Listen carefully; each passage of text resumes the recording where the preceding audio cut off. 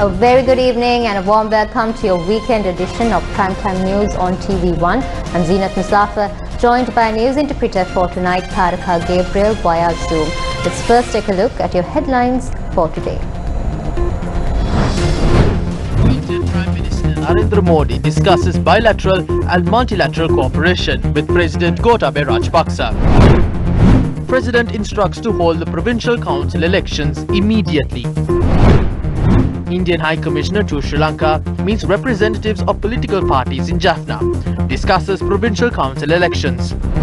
President speaks about SLPP leadership. Mahinda Rajapaksa ජනාධිපතිතුමා මට කිසිම අවස්ථාවකදී කිසිම බලපෑමක් කළා නැහැ. Public Security Minister signs the cabinet paper for the order to ban the burqa in Sri Lanka. Health authorities request to take immediate action to prevent the spread of the South African COVID-19 variant. Immediately started investigation into the sugar scam as well as the coconut oil import transactions, says MP Patall Champika. Top story tonight, President Gotabaya Rajapaksa has instructed the relevant officials to take steps to do away with the Provincial Council Bill or its confusions and expedite the holding of the Provincial Council elections. The President made these remarks while addressing a meeting held at the Presidential Secretariat.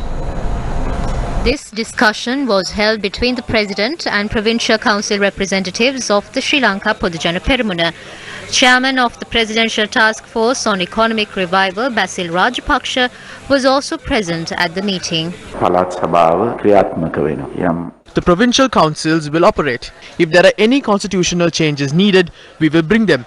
Unless these amendments are brought, I believe that we must hold the provincial council elections. I met with the Elections Commission and told them to fulfill their duties and conduct the election. We need to remove the Amendment Act that prevents the provincial councils from functioning. We made a request from the minister to do this.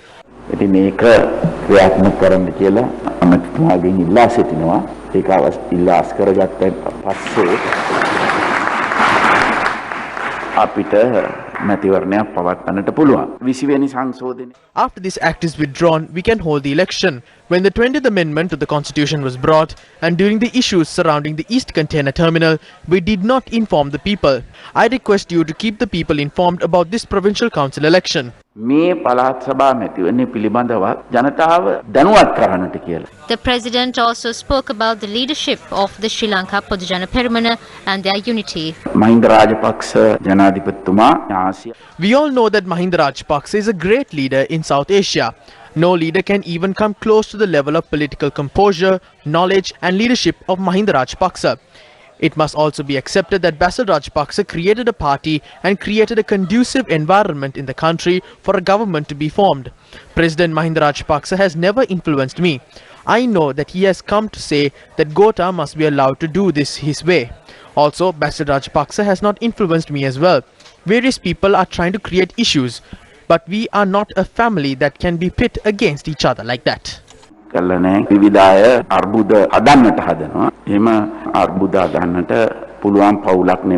President Rajapaksa also spoke about the Presidential Commission report on the April 21st attacks. I saw some people saying that part of the content of the Commission report was being hidden. The sections marked X are matters that affect national security. Some of the statements made by intelligence officials on national security and some recommendations affecting me are included in those, but we have presented them to the Attorney General. But I also sent them a letter not to make any of this public under any circumstances.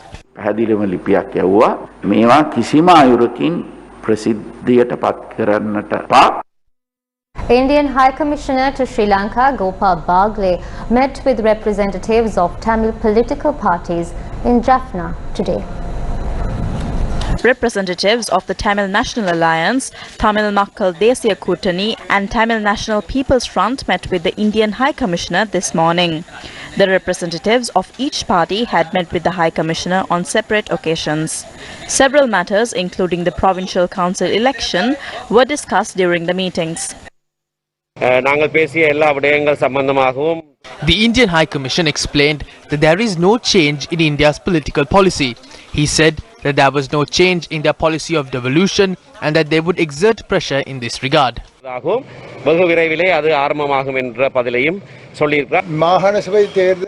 We explained to the High Commissioner the importance of holding the provincial council elections. Although we do not receive the required power through the provincial council, the absence of a political council means the Tamil community is losing one of its entities. We reiterated that provincial council elections should be held and the High Commissioner accepted that.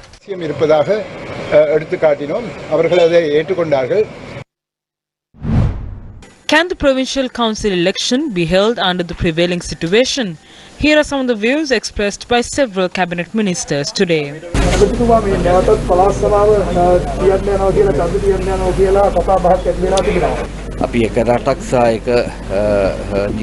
If we are following the principle of one country, one law, there cannot be 9 laws for the separate provinces in the country.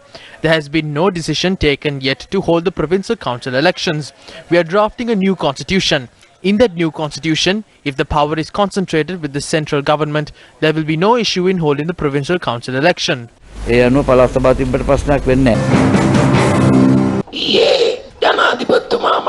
Yesterday, the President told me, based on the existing legal provisions, take steps to hold the provincial council elections as soon as possible.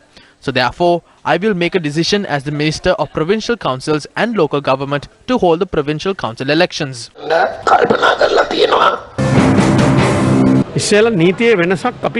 No one can hold elections without first changing certain provisions of the law.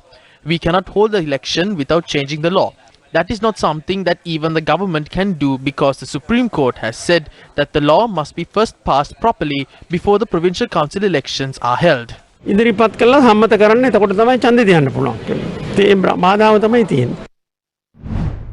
Meanwhile, Indian Prime Minister Narendra Modi has had a telephone conversation with President Gotabaya Rajapaksa.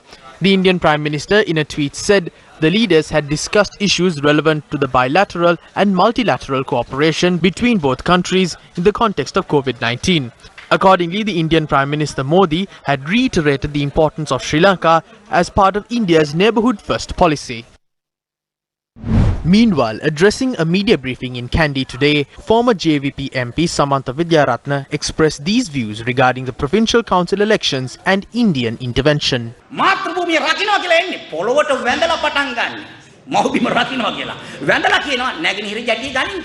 They came to power pledging to protect the country, but after taking control, they attempt to sell the East Container Terminal. But when various forces oppose the move, the government gives the West Container Terminal instead, claiming that this terminal is better than the ECT. Then China, observing all of this, exerts pressure on the government. The government then agrees to give away the 3 islands in the north. The Hambantota port was also given to China. Our motherland is distributed into pieces. Think about it. The Indian High Commissioner was in Jaffna for the past 3 days. An energetic, courageous and efficient leader was put in place, and with fancy words, he said the sovereignty and the territorial integrity of the country would not be threatened. The Indian High Commissioner is in Jaffna. There are several discussions going on which the government is not aware of. This president was of the stance they would initiate a new constitution and not accept the provincial council system. But last night, he had informed the officials to expedite the provincial council elections.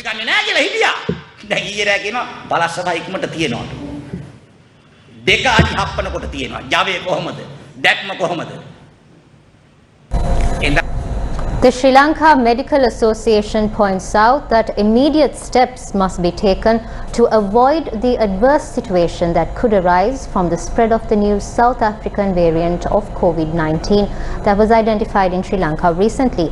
They point out the failure to implement such timely measures will result in grave consequences. The South African variant is similar to the existing variant. However, the new variant spreads faster, and this could lead to the emergence of another wave. Due to faster transmissibility, the number of infections may increase. This would require more ICUs at hospitals. Since the new variant was identified at a quarantine center, it has not spread beyond the center. However, if by any chance the new variant spreads, antibodies produced by the common COVID-19 virus would not be able to suppress it. Further, a person who was previously infected with COVID-19 can contract the virus again. Moreover, the Covishield vaccine used in the current inoculation process will not be sufficient to prevent an individual from contracting the new variant.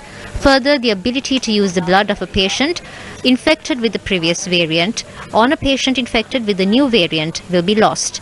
Complexities as such can emerge. As a nation, it's essential to be vigilant in this regard. Public health measures will be adopted by the Ministry of Health with regard to Sri Lankans or foreign nationals who plan to undertake important state or official visits. Individuals who plan on conducting state or official visits will conduct their travels under a biosafety travel bubble. Sri Lankans or foreign nationals who are to conduct these visits are to submit a request to the Director of Health Services 2 weeks prior to the date of departure. Those who are to conduct these visits have to provide their full name, passport number, address of residence in Sri Lanka, date of departure/arrival, and COVID-19 vaccination status. After arriving in Sri Lanka, COVID-19 PCR testing should be done from a Health Ministry approved private sector laboratory or a state laboratory. The Health Ministry said those who travel under the biosafety bubble who have obtained the recommended doses of the COVID-19 vaccine properly shall be exempted from quarantine. An individual named Rashid Hajul Akbar has been arrested in Damatagota by the Terrorist Investigation Division for promoting Wahhabism and jihadist ideology in Sri Lanka. Police media spokesperson Ajith Rohana said that the suspect is a 60-year-old resident of Murutwala, Mavanalla. While the suspect is said to be the former leader of an Islamic organization named the Jamaat-e-Islami, it is also revealed that he is a close relative of a suspect linked to the attack on a Buddha statue in Mavanalla. It was also revealed that the suspect was publishing articles in a magazine known as Al-Hasanat, published by the Jamaat-e-Islami organization to promote Wahhabism and jihadist ideologies in Sri Lanka. He has also been trying to cause religious discord in the country.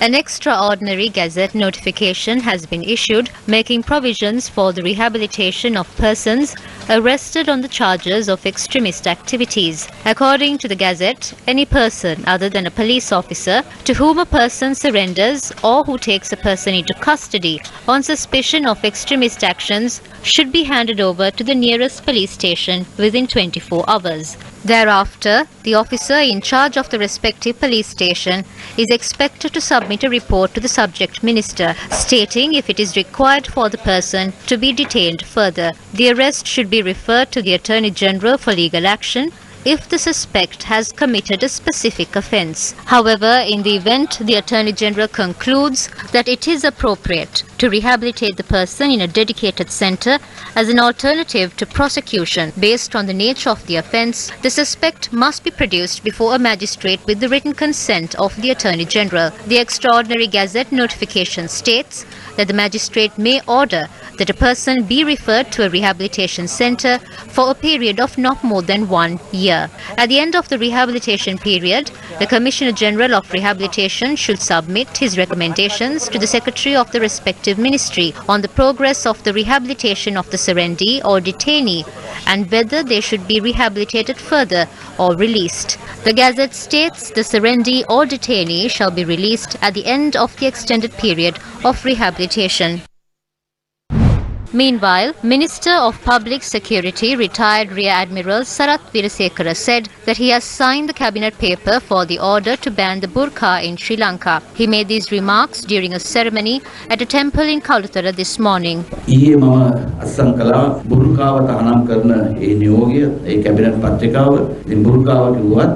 Yesterday, I signed a gazette notification regarding the banning of the burqa because the burqa affects national security. When we were children, we had Muslim friends, and in the past, Muslim women never wore a burqa, and this is a symbol of extremism which entered Sri Lanka. So it is a must that we ban this. There are over 2,000 madrasa schools in Sri Lanka. Steps will also be taken to ban all unregistered madrasa schools in the country which are not in accordance to the National Education Policy Framework.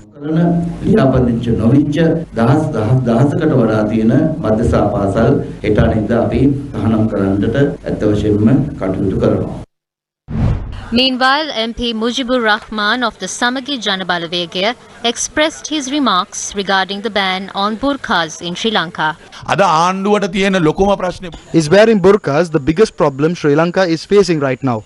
No, Sri Lanka has to be concerned about the crisis of economic poverty and the crimes committed in our country. The people have nothing to eat or drink. The price of goods has increased by 100%. We can see that the government is trying to avoid the real problems our country is facing. It is trying to divert the public's attention to other matters instead. This is what they're doing with the sugar scam as well. The issue about the sale of doormats bearing the Sri Lankan flag has become the talk of the town. The government has intentionally done this. They are now trying to divert people's attention toward the use of burqas in the country. We are completely against this. Our country will not only continue to flounder if it operates based on such decisions made by the government. The 14th edition of the Gama Samaga Pilisandara program was held in Galle today. This was the first edition of the Gama Samaga Pilisandara program held in the southern province. The program was held in the Galabura North Grama Seva division, falling under the purview of the Hikkaduwa and Ratkama divisional secretariats. ඌරවත්ත දීවර නිවාස සංකීර්ණ පවුල් 300 ගානක් තියෙනවා මේ ඒ වගේ අබලන් වෙලා දැන් අපිට ඒව ඉතින් සාමුලින්ම දැන් දිරාපත් වෙලා හරි පහසු වැඩක් නේ. This is an easy job to do. I'll hand this over to the housing authority to renovate this housing complex. We will give permits to this and renovate them because this is one of the first projects which was done by President Mahinda Rajapaksa when he was Minister of Fisheries. So prepare that and give it to them. This problem applies to Bussa, Pitiwala and Kanduruppe divisional secretaries as well. This area has an old paddy field. You can dig that area and build a reservoir which will be useful for this area.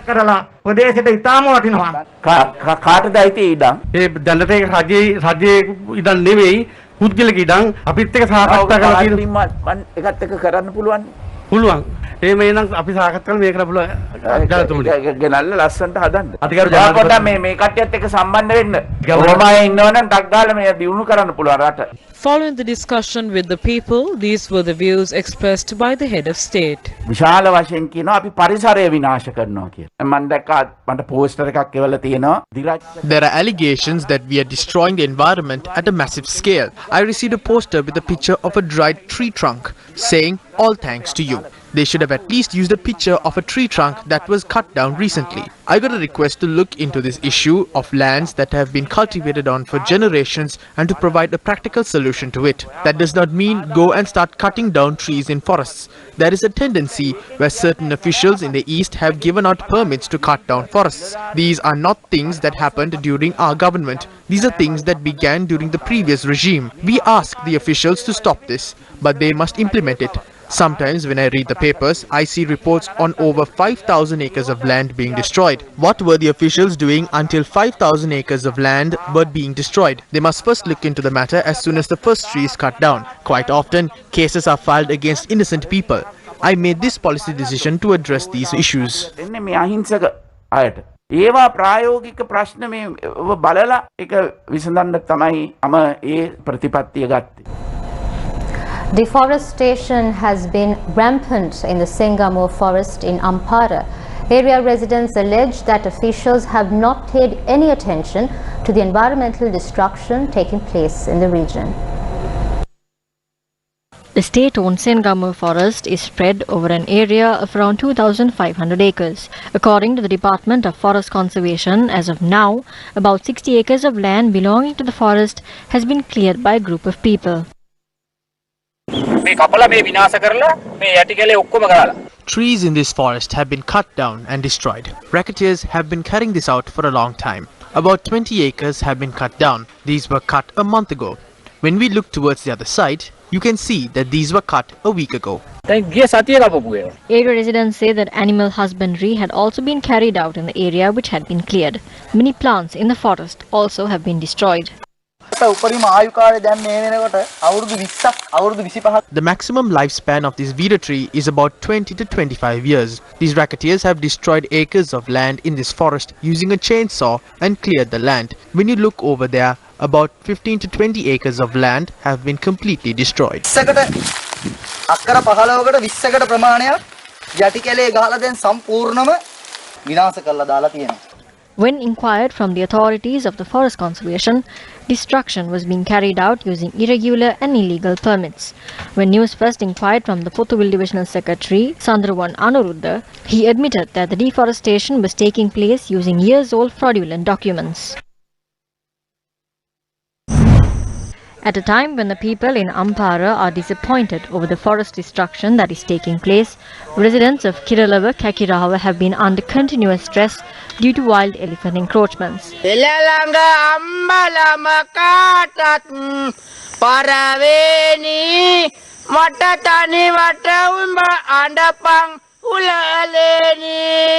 These farmers work day and night tirelessly to protect their cultivation from wild elephants.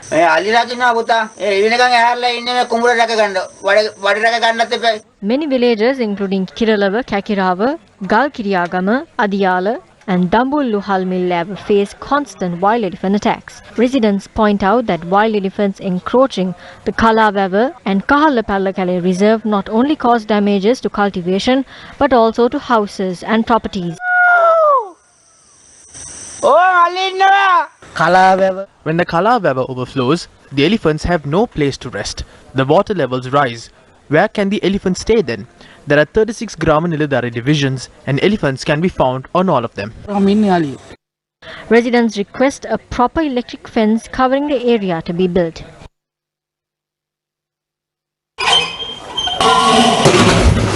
More than 110 families in Mahakatuvara Galavawa, Kabithigolava on Radhapura vested with a clean drinking water project sponsored by the International Women's Club. Yet another endeavour successfully completed by Gunnedda.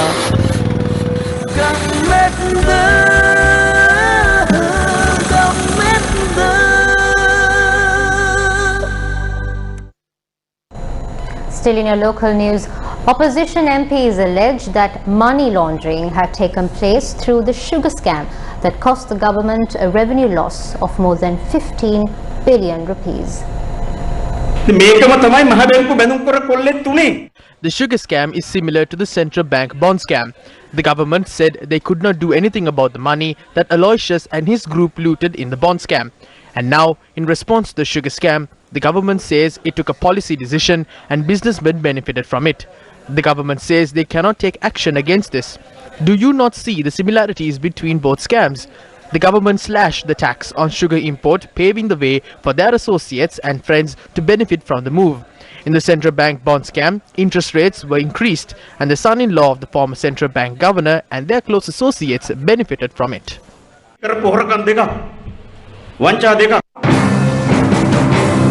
මේ වංචාවේ පැති දෙකක් තියෙනවා. එකක් තමයි රුපියල් 70කට පමණ ලෝක වෙළඳ පොලෙන් ගන්න පුළුවන් සීනි kilo. There are two sides to this allegation. The price of sugar in the world market is approximately 70 rupees a kilo. But sugar has been imported to the country at a rate of 85 and 90 rupees per kilo. The government has incurred an additional 15 to 20 rupees to import sugar into the country. This means there has been an additional outflow of foreign currencies. In my view, this is the first instance where money laundering has taken place. Thereafter, the imported sugar was sold to Satosa at a higher margin, and Satosa sold the sugar to the general public at a rate even higher than that. So the general public has been looted from all ends. Sajjad Mausood of Pyramid Vilma is responsible for 40% of the losses the government suffered due to the sugar scam. This individual is also a part of the coconut oil scam. Steps have been taken to uncover the truth about this and find out all the factions who benefited from all these scams. මේ පල්තෙල් සීනි වංචාවෙන් ගත්ත මුදල් කා අතටද ගියේ කියන එක රටට හෙළිදරව් කර ගැනීම දැන් ඉතාම අත්‍යවශ්‍යයි. The leaders and their associates have looted 15.9 billion rupees. Since the project of looting money off the importation of sugar has become a success, they have now moved on to doing the same with coconut oil. We don't know what they have in mind for their next plan. Look at this so-called intellectual government. There is a long queue of people waiting to get heart surgery. If that 15.9 billion was allocated for the fund used to perform these heart surgeries instead, this could have been reduced by a significant amount. That 15.9 million could have been used to purchase medicine for cancer patients. It could have been used to provide free medication. My dear friends, 6.9 million citizens of this country brought a curse into this country when they brought this ruling party into power. As per the latest Bloomberg Billionaires Index, Adani Group Chairman Gautam Adani has added the highest wealth to his fortune in the world amidst the COVID-19 pandemic. So far in 2021, Adani has added $16.2 billion, taking his total net worth to $50 billion. According to the Bloomberg Billionaires Index, Gautam Adani is the biggest wealth gainer, beating even Elon Musk, who has tussled with Jeff Bezos in 2021 for the title of world richest. With this surge in his wealth, Adani is now the 26th richest person in the world. According to Bloomberg, shares of Adani stock, except one, has surged at least 50%. Adani Enterprises shares have increased over fourfold in the past 1 year, and the stock price of Adani Ports and Special Economic Zone has more than doubled during the period. Bloomberg ranking වලට අනුව According to Bloomberg ranking in 2021, Gautam Adani is ranked number 1 among those who have invested and acquired wealth in the world. Indian economists who bring reviews on this say that this is a financial monopoly developed by the Modi-Adani partnership. The main challenge we have is this Adani corporate financial monopoly that is waiting to lay claim to the weak points in our country. The partnership between Modi's far-right political movement and the corporate monopoly is very clear. That's how Adani became a giant corporate monopoly. බරපතල ලාභයක් මෙවැනි අංක එකේ සමාගම් මූල්‍ය අධිපතියා බවට අදානිපත් වෙලා තියෙන්නේ. Amazon has taken down the controversial carpet advertisement from its website following a request made by Sri Lanka to China. Sri Lankan embassy in China, in a statement, said it has informed the Ministry of Foreign Affairs of China and requested it to take action to stop the production of doormats and any such products misusing the Sri Lankan flag. The embassy further said that the company which marketed the product on Amazon was requested by letter to immediately cease selling the doormat and any such product misusing the Sri Lankan flag. China has assured that it supports Sri Lanka and that an investigation and necessary measures have been initiated into the matter. In a statement released by the Chinese embassy in Sri Lanka, China said that as an, quote, all-weather friend and the closest partner, China has been respecting and supporting Sri Lanka for its peace, prosperity and dignity for decades, no matter in bilateral fields or international fora, end quote. The Soul Windows art exhibition by Dr. Janaka was held at the Lionel Welt Art Centre in Colombo yesterday. Soul Windows showcase around 25 oil portraits, figure paintings and portraiture. Dr. Janaka Kulatunga, an old boy of Royal College Colombo, joined Vibhavi Academy of Fine Arts to study under veteran artist Dr. Chandragupta Tenuvara. His maiden exhibition, titled Concealed, was held in 2017, and thereafter Dr. Janaka has participated in several group exhibitions both local and abroad. There are a lot of details, a lot of preciseness behind each and every oil painting that we see right here. What is your inspiration, your philosophy behind these artworks? I think the most beautiful creation of Mother Nature is the human figure, and people, they have a big variety as people. So each people is different from each other. So every day I experience new characters. So every painting is a new experience for me. This is the second exhibition done by Dr. Janaka Kulatunga and will be open to public tomorrow from 10 a.m. to 8 p.m. The Rainbow Sea Swim Challenge 2021 took place in Mount Lavinia today.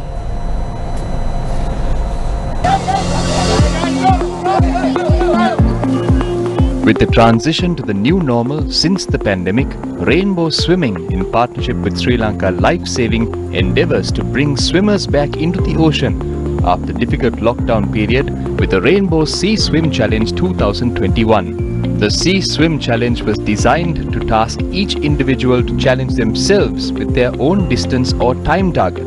The Sea Swim Challenge was open to all, from beginners to pro swimmers, and took place opposite the Sri Lanka Life-Saving Head Office in Mount Lavinia.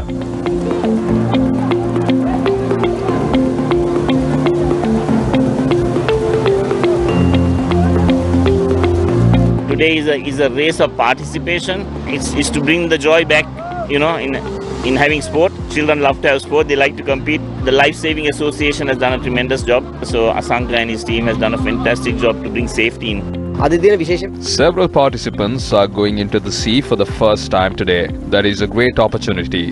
This is rather a challenge than a competition. The Rainbow Sea Swim Challenge has been organized with the approval of the health authorities of Sri Lanka. We will be adhering to all COVID-19 health regulations. Certificates were awarded to all participants, mentioning distance and total completion time.